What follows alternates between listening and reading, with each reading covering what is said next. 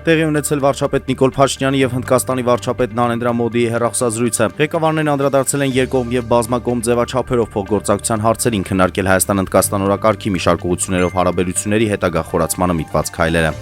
Հավաքական անվտանգության պայմանագրի կազմակերպության բարձրագույն ղեկավարությունը մոտ ապագայում մանրամասն քննարկման առարկա կդարձնի Հայաստանի կազմակերպությանը հետագա անդամակցության հեռանկարն այս մասին Սանկտ Պետերբուրգի միջազգային իրավական ֆորումի շրջանակներում հայտարարել է ՀԱՊ մշտական խորհրդի գործող նախագահ Վիկտոր Վասիլևը։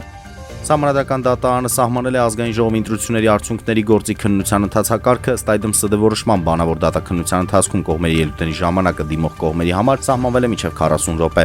Հայաստանում գործող Եվրոպական միության դիտորդական առաքելությունը հայտարարել է, որ այս շաբաթ հատել է 9000 բարեկային ծառայության նշաձողը։ Առաքելության հաղորդագրության մեջ նշվում է, որ սա վկայում է առաքելության անդամների քրտնաջան աշխատանքի, դիմացկունության եւ իրենց մանդատը հետեւողականորեն իրականացնելու նկատմամբ նվիրվածության մասին։ ԱՄՆ նախագահ Դոնալդ Թրամփը կտրուկ հերքել է ԶԼՄ-ներում շրջանառվող այն տեղեկությունները, թե Իրանը Հորմուզի նեղուցով անցնող նավերից որևէ տուր կամ ապահովագրական վճար է գանձում։ ԱՄՆ նախագահը հստակեցրել է, որ Իրանի իշխանությունները հավաստիացրել են հավելյալ վճարներ չեն պահանջելու եւ չեն գանձելու։